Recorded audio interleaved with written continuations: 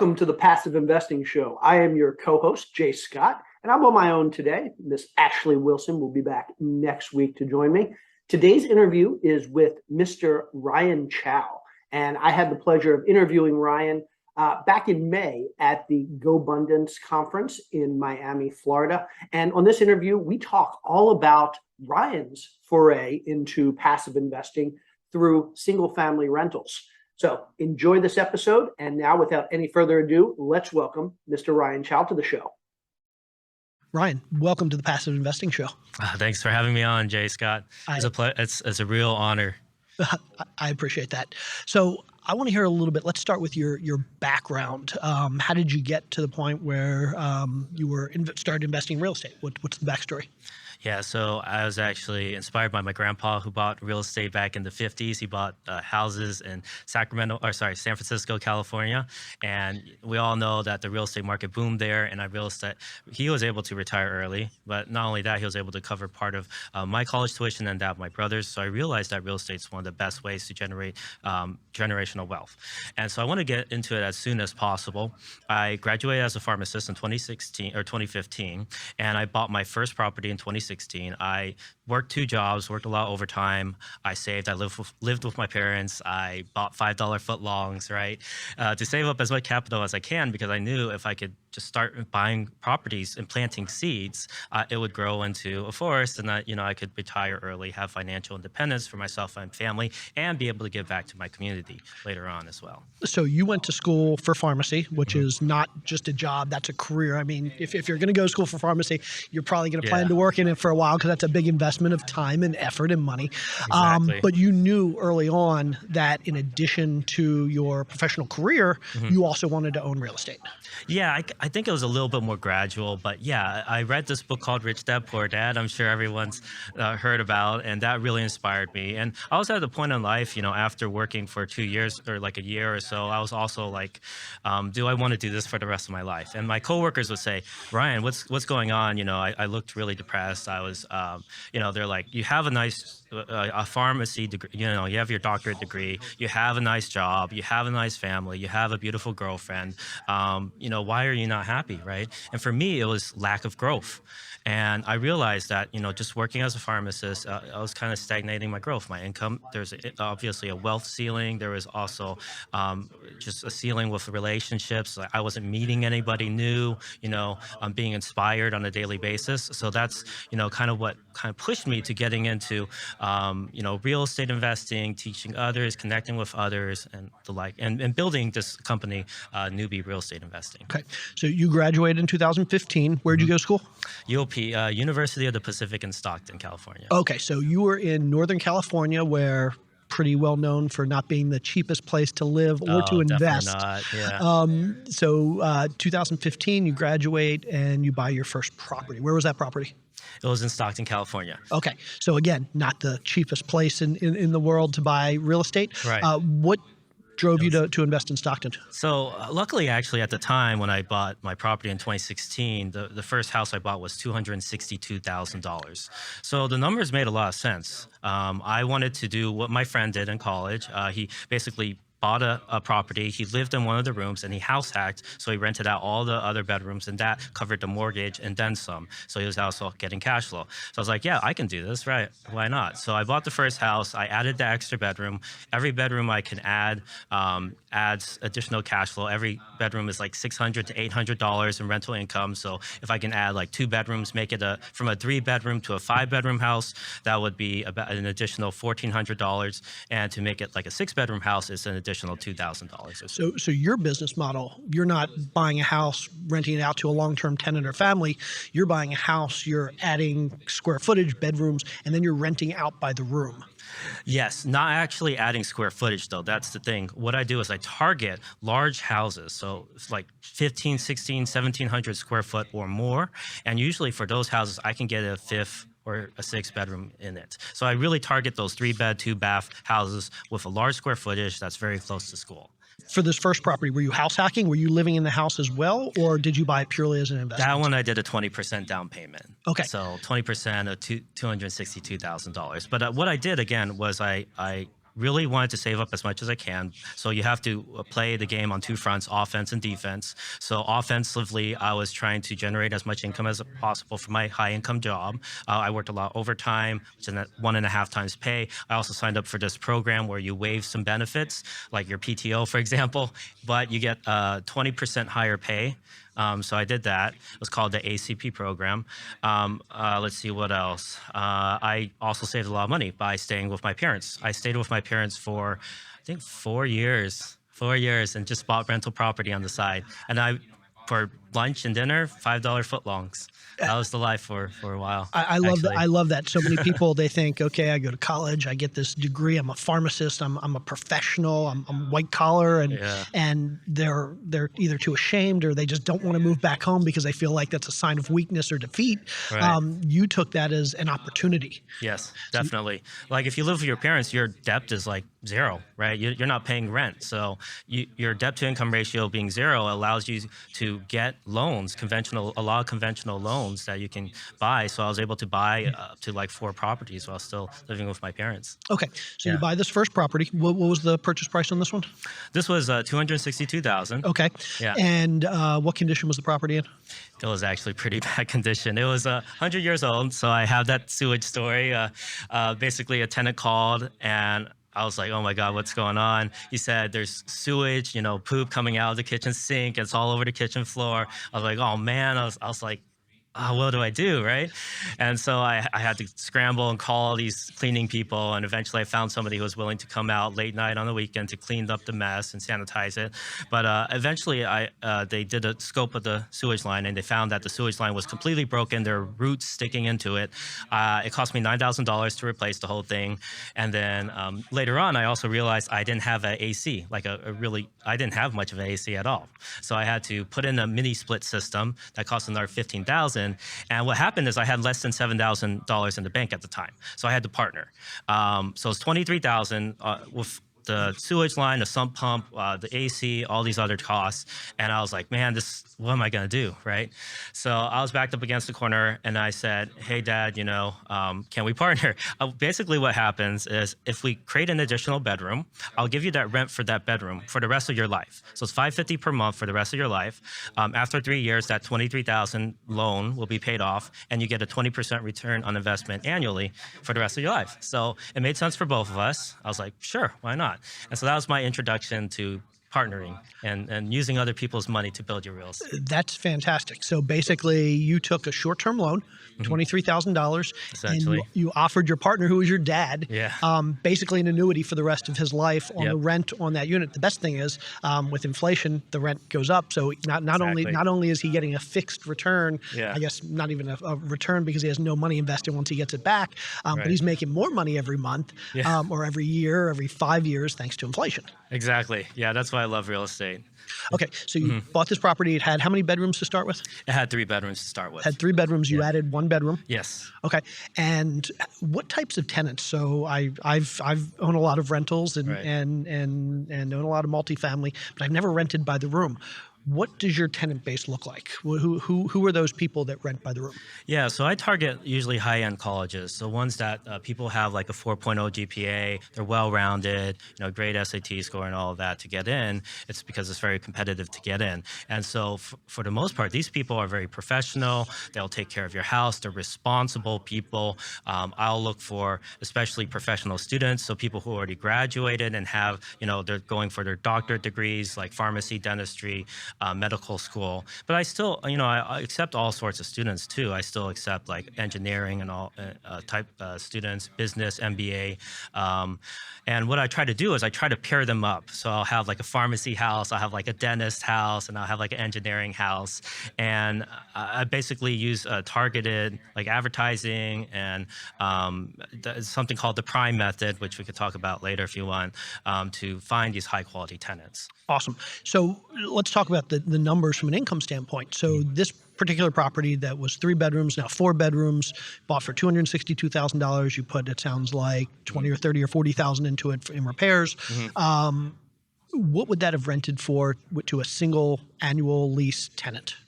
Yeah, so if you look up on rentometer.com, that's one of the best sites to look up how much rent is in the area for a single unit or multi-unit property. And mine, single unit property, I looked it up. It was about $1,500 in rental income normally, but with the fourth bedroom, I had $2,500 in rental income, and for 5 bedroom houses, $3,100 in rental income, and for 6 bedroom houses, up to $3,600 in rental income. Wow. So Yeah, you're literally getting 67, 100, 150% increase in returns by renting by the room. exactly. Yep, definitely more than that sometimes Now, too. I have to assume that it's not just that easy. I assume that when you have renters by the room, there's also some additional headaches. Yeah.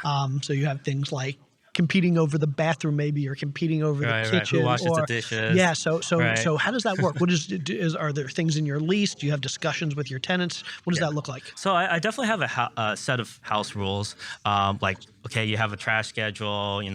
What happens if the internet goes down? What do you do? Right. So kind of like a set of house rules. Like if you think about when you get into an Airbnb, right? You see that list of rules that you follow. What's the Wi-Fi? How do I troubleshoot these types of things? But for the most part, it's kind of about empowering your tenants because they can solve a lot of the issues. Like replacing a light bulb. That's my job. The tenant should be able to replace a light bulb. There's also when things break down, you want to have a set of handymen there to be able to replace a lot of the things like appliances, small leaks and things like that, right? You want to get on top of that right away. So kind of building that team for yourself is really essential as well. Excellent. Any regulatory issues? So I Yeah, can't, that's a good obviously you question. can't speak for the whole country, but let's talk about in Stockton where you bought this first property. So what happened is you want to make sure that this is completely legal because there's definitely some cities out there where they say you're not allowed to have more than two unrelated tenants in a house. So for a single family at least. So that kind of depends on a couple of things. It depends on your zoning. So if there's like mixed zoning, you could potentially get a permit or you could just get a business license. For me, I called the planning division. It's called the planning division or the county's planning division, and they said, hey, you can do this as long as you have a city business license with us. You pay a small tax. I think it was like 0.1% of your rental income for the year, and that's it. Right. And so I only paid like 100 or 200 that year. I get my business license and I'm allowed to have multiple leases, multiple people in a room. Like if I have like a couple, for instance, I'll also put a couple in a room to maximize the rental income there. And yeah, it's all perfectly legal as long as you check with the city officials. Got it. And so, how do you deal with things like conflicts over using the kitchen, Oh, yeah. or things Right. like that? I mean, I have to imagine those Right, things right, come right. up. Is it just something you let your tenants work through themselves? Yeah, so I got a call. Everyone has a funny story about tenant calls, right? So I got a call from a tenant saying, "Oh man, this tenant, you got to kick her out. She's not cleaning her dishes. The trash is piling up. She never does anything to clean the house or her room. It smells horrible. There's like a dog in the room, and I know pets aren't allowed. What the heck is going on there, right? So what I do is I first empower them to have a discussion myself because I put myself as the middleman before and it didn't work out. I was like, I called the guy and the guy would say, oh, the other tenants are talking behind my back. I hate that, and they would get more and more upset. It would just spiral down and get worse, right? So for me, I empower them to say, hey, have a face-to-face discussion with the person you're complaining about, and then decide on an actionable plan, implement the plan, and after 2 weeks, nothing's, is still going on, then you can contact me. 9 times out of 10, that solves the situation. I never hear from them again. But if I do hear from them again, you can always go, and what's great about the student housing market is you can go to the parent and say, hey, this is what's happening. Can you help me out here? What can you do to essentially control your child? It sounds horrible, but yeah. So do most of your tenants have co-signers, parents with Yes, co-signers? parents co-signing. And what's great is also the parents are usually the ones paying the rent. So you're not going to get unpaid rent.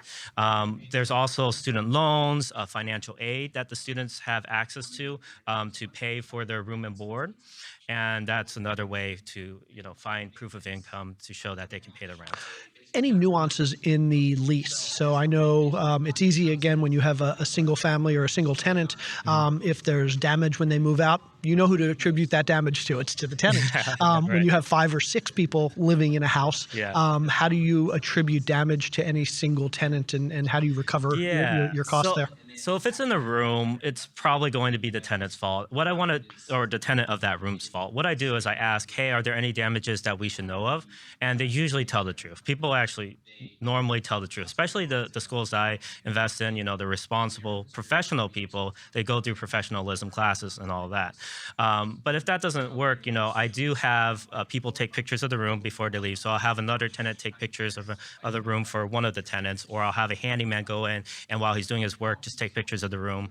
And then I'll see, are there any damages? If there are damages, I take it out of the security deposit. And the security deposit's 1.5 times rent. So I'm pretty much covered for that whole, for expensive repairs. If it's in the common area, I'll split it equally among all tenants. And, that's the fairest way to do things. Got it. So we've already discussed that your revenue can be significantly higher when renting by the room. Let's talk about the expense side of the equation. Yeah. So property taxes, obviously, are the same. Any additional insurance costs when you rent by the room? No, actually, insurance is about the same as if I were to rent it out to a full family. Luckily, it depends on the area. I used State Farm, but they kind of charge me the same amount. As far as utilities, I have the Tenants Pay. So internet, water, gas, electric, garbage, that's all covered by the tenant. Split evenly among the tenants, exactly. And I do that because I first said utilities included, and then I ended up with like a $600 energy bill for one of the houses during the summer. I was like, what the heck is going on? So by splitting the utilities, you incentivize them, right? You say, you can save energy. If you save energy, your energy bill is lower. You don't have to pay as much money. And so, it's great for the environment, right? Great for everybody, because I'm not having to upfront them wasting an AC, right? They're like turning on the AC when they're not even at the house. So that's what I do there. As far as other things in the lease, definitely check with your county laws again to make sure everything's legal, because I'm allowed to do like multiple leases, they said. For other houses, they might put it all on one single lease. Those are some of the management type things. How about from the maintenance perspective? So, I know you probably don't have long-term tenants to compare to, but what do you think, like in terms of additional maintenance based on having that number of tenants? Well, I can tell you my numbers. So typically, I would say, just because I furnish my bedrooms and all that, that might be a couple thousand. So it might be like $2,000 or so, or $3,000 for the first year, or maybe up to $5,000 if you include all the other expenses on the house during the first year. There's also a lot of capital expenditures you might have to make, or a lot of times I try to get the seller to pay for that if I find it on the inspection reports, or the sewage line repair, or the roof inspection reports. So I try to get the seller to pay for a lot of the capital expenditure parts. But if not, I do budget at least 1% to 2% of the total house costs towards repairs. So if I'm buying like a $300,000 house, I usually budget at least $3,000, $4,000 for repairs every year, just as an average, because that's been my average, about $3,000 or so per year. Got it. And how do you deal with large capital items? So I know with my rentals, when a tenant moves out, I go in, I'll do an inspection, and any turnover repairs, I've had to replace cabinets or appliances or flooring, whatever it is. Presumably, your units are never fully unoccupied. Right. You always have somebody there. So how do you deal with scheduling for these larger upgrades? Yeah, so that's a good question. So what I do is I kind of finesse it, right? So one tenant might want to leave a little bit early, or I'll ask the tenants, do any of you guys want to leave a little bit early so that we can get this work done?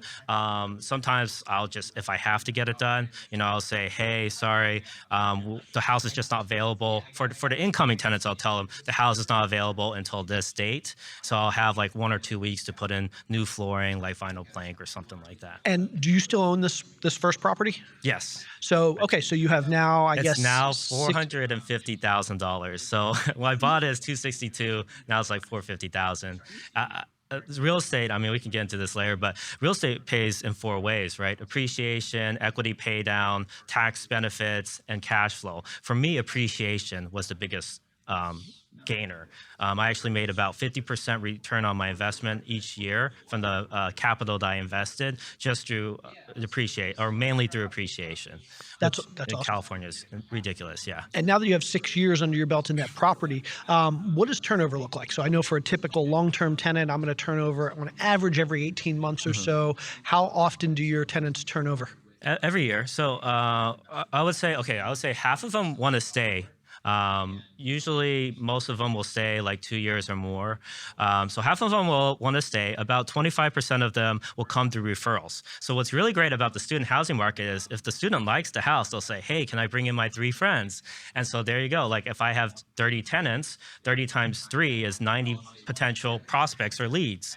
And that's how I get most of my tenants nowadays. So I just have the last 10% come through advertising, marketing. And a lot of times I just look for where the students hang out. So maybe I'll contact student government, have them send out an email saying, hey, this property is available, or I might post flyers, or I might go on these Facebook groups. That's the best way for me so far, has been definitely the Facebook groups. The student housing definitely has a lot of Facebook groups for off-campus housing, clubs, textbook exchange, free and for sale groups, all that type of stuff. That's great. So in addition to higher income, you also aren't seeing reduced tenant time. So, I mean, if half the people are renewing, your average is probably at least as high as the typical long-term tenant at 18 months. Yeah.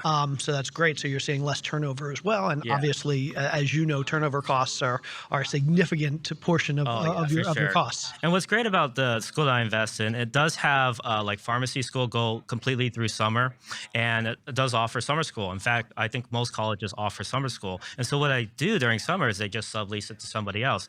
And I say, hey, if you can find somebody, that'd be great. I can also help you advertise a little bit to find a subletter. And I think maybe only once or twice I haven't been able to find a subletter, but almost always we're able to find somebody to take it who needs a place to stay during the summer months and wants to save money compared to on-campus pricing. Do you ever have tenants who aren't students? I do. So I recently brought on an engineer. He works for the Sacramento County. And yeah, I mean, he's a great tenant as well. As long as their professionalism, like based off how they're responding to me and how they're communicating with me, I can kind of tell what type of person they are, if they're going to be responsible and professional. But with that being said, I still, again, target students because that seems to be the best tenant base that I've worked with. Have you ever had a situation where a student moves out in the middle of the year? Do you have difficulty re-renting in the middle of the year?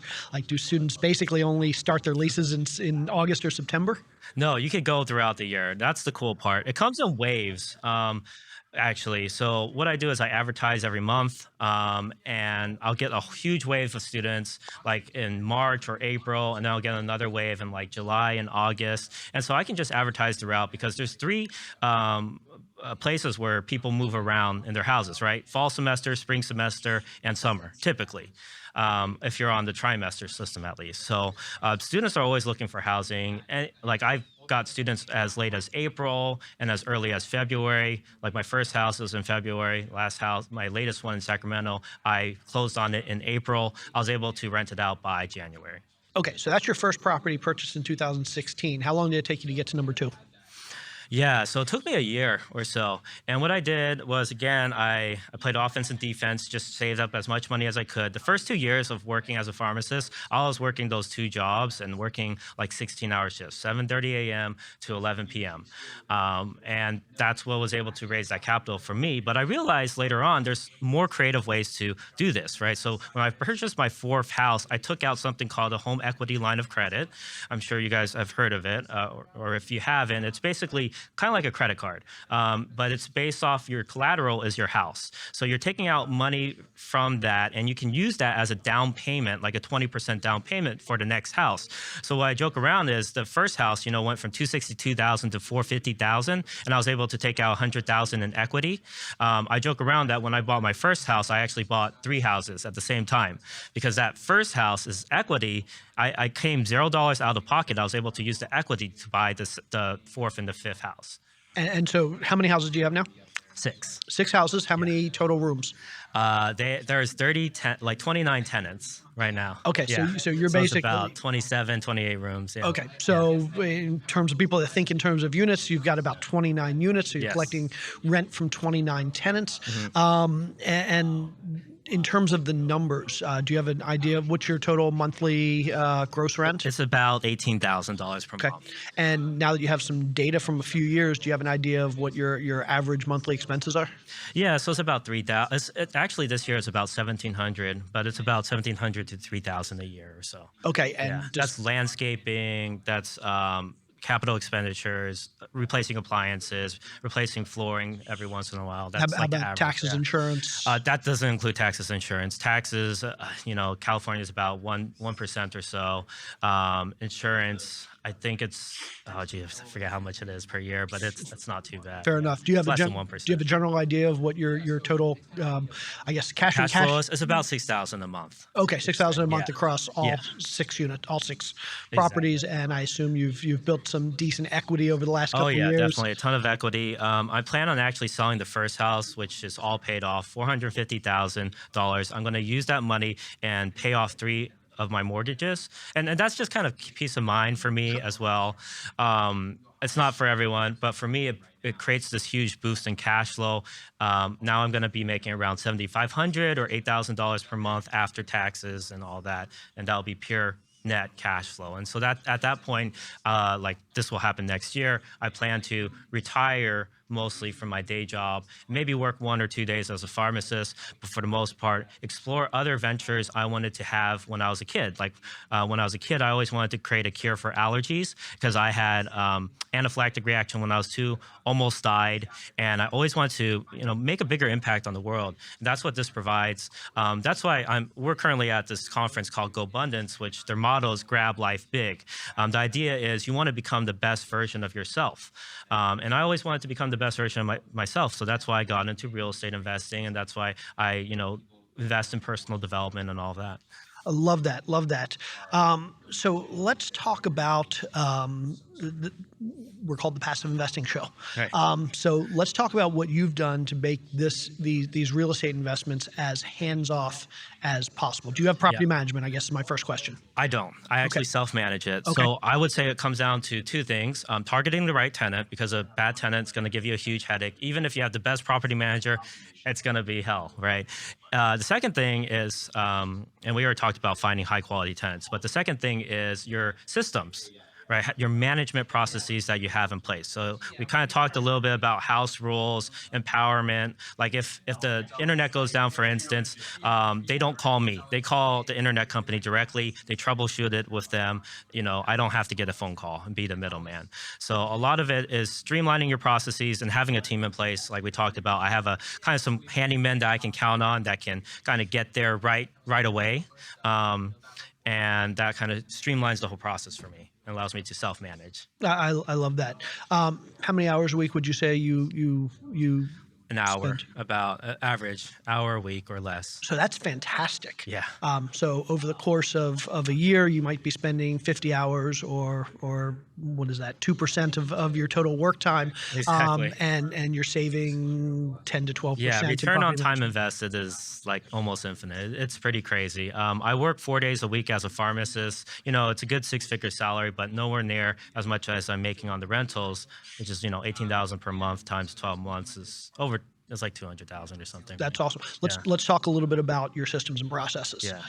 So you mentioned that you have a great system for finding great tenants. Yeah. Can you talk to us about that? Yeah, it's called the Prime method. So P stands for placement of advertisements. So you don't want to place your ads and where they're not, your target tenant is not hanging out, because doing that is like fishing in an empty pond. You want to place it right in front of their faces. So for me, again, it was I wanted to get to Facebook groups. I wanted to get to campus bulletin boards. My first mistake was putting a for rent sign on the lawn and getting calls from so many random people, and they couldn't afford it. I was like, yeah, this is, we're trying to have students since we're close to the school and everything. So that was my first lesson, placement of advertising. R stands for responsiveness, or sorry, R stands for reviewing social media. So I look at their Facebook profile, Instagram, LinkedIn, whatever I can find when I Google their name. A lot of times they'll contact me through Facebook or email, and I'll basically check out if they're like smoking, drinking, going to a lot of raves, what type of tenant are they, right? And so that's what I stands for, is actually identifying the type of tenant. So are they professional in their communication? Are they, like a professional tenant will say, hey, Mr. Chaw, hey, Dr. Chaw, I appreciate, you helping me through this process and things like that. Just kind of saying please and thank you, and just typical etiquette will show you that this person is, serious, responsible person. Let's see, where am I?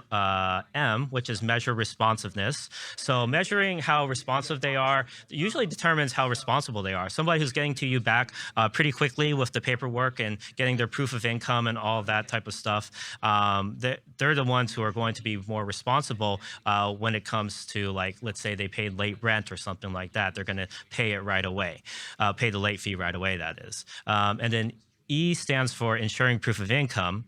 So that means like making sure it's usually the parents actually paying the rent, right? So you have to, I usually get like last 2-month bank statements and credit score, FICO score from the parents. A screenshot will do. For the most part, you do have to make sure, of course, the parent can afford the rent. And then, if they afford the rent, you're never going to have to deal with like evictions or unpaid rent or things like that. That's great. And so in terms of systems and processes, how are you collecting rents? I collect through a payment app called Zelle, and that works very well. Every once in a while, I'll get somebody who sends me a check, and I'm like, oh man, but it's fine, it's all good. Students though, they're in kind of the electronic age, right? So they use the apps now, so that's been great. That's fantastic. Yeah. And then most importantly, really streamlining the maintenance piece, because as you know, as a landlord, that can take up, if you allow it, it can take up a whole lot of your time. Yep. So what are you doing on the maintenance side to ensure that you're efficient and streamlined and not spending too much time? So first off, you want to have a lockbox on your door, right? So you want to be able to have anybody access it if you give them the code. Well, not everyone, but people you trust. So like handyman, they'll punch in the code, and I'll tell them, I'll forward the message to them from my tenant saying, X is broken. They'll go in, get the work done. They'll send me a bill, and then I'll send them a check. And that's the whole process, essentially. If you want to get even further than that, and you really want to streamline things, there's apps out there, right? There's like something like Rent Ready or Tenant Cloud, where the tenant can actually put in their phone like what's broken. It'll send a message to the contractor. The contractor will get the work done, and then you get billed. Love that. So what's next? Are you going to continue to build a portfolio, or are you going to do something else? Yeah, eventually I want to start a medical research company, maybe within the next couple of years, because I always had that dream where I want to give back and discover the cure for allergies or autoimmune diseases, and just kind of make a bigger impact on the world. For me, I'm going to retire next year, and I'm kind of going to see where I go from there. I always want to be growing, so I'll constantly still be buying properties, like 1 or 2 a year. I'm actually thinking of buying in larger amounts, so maybe like $1 million property, and like San Jose, for instance, and the rent there is $1,200 per bedroom. So I actually have a client who is making $9,600 per month on one single family home that he turned into 8-bedroom property. Yeah, as long as the laws allow it and all that, of course. But yeah, eventually I'm going to probably do more of those, and just constantly grow everywhere: wealth, health, relationships, all of that. Because if you don't have your health, you don't have anything, right? So. I love that. So Before we go, what's your best piece of advice for our listeners that might want to emulate what you're doing or are considering getting into this field? Right. I would say get started as soon as possible. I know people are saying this is the top of the market, let's try to wait till the prices go down, all of that. But what's guaranteed right now is the interest rates are still quite low. And we know they're going to rise over time, like this year and the next year, maybe even with inflation and the Fed's actions, the Federal Reserve actions. So now's like you can lock in a low interest rate now and make that cash flow and let it grow over time. It's like planting seeds that grow into a forest, right? You want to plant them now rather than waiting for the best soil, waiting for the best rain season or whatever to plant them. You want to start as soon as possible because real estate is really a time game. You make money by appreciation, equity pay down of your loan that the tenants are paying down, your tax benefits, and your cash flow. So really, real estate is like a 30%, at least a 30% ROI game in the long run per year. So why not take advantage of it now and get started? And one thing you could do if you don't have much money is house hack, right? You put a 3.5% down payment, you live in one room, rent out the other bedrooms. And that's what I'm doing right now. I live in a house in Sacramento. I'm renting out for $3,650 total, and the mortgage is $2,300 because I'm living in it. Awesome. Yeah. Ryan, for our listeners that want to get in touch with you, want to learn more about what you're doing and what you do, how can they do that? Yeah, so I provide a really great free PDF guide on how to get started in student housing, or for those just trying to get started in real estate in general. Some of the mistakes that I made that you can avoid, obstacles I ran into that I hope others don't run into. And I give you my top tips and strategies for getting through that and getting through that analysis paralysis stage, because a lot of people get stuck in that. And they get first offer syndrome where they get turned down on the first offer and they're like, oh man, they get discouraged and they never get into real estate. So, my newsletter and signing up for that free PDF will kind of help with that process. And it's at www.newbierealestateinvesting.com. That's www.newbierealestateinvesting.com/guide for the free PDF. And Newbie is spelled Newbie. Awesome. And if anybody wants to follow you, are you on social media? Yeah, it's kind of a weird Instagram account name, but CAO 8888. So Chaw 8888. Awesome. Ryan, thank you so much for being here. Really appreciate hearing the story and all the great advice you've given our listeners. I really appreciate it, Jay. Thank you. Thanks.